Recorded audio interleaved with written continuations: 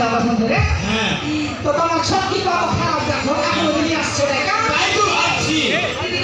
কি করছো এত করে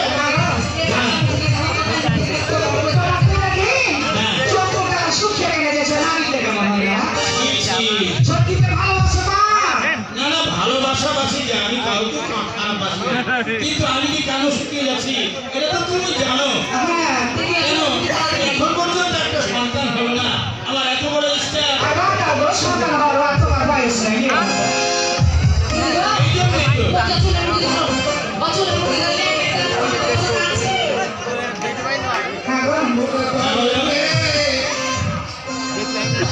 তুমি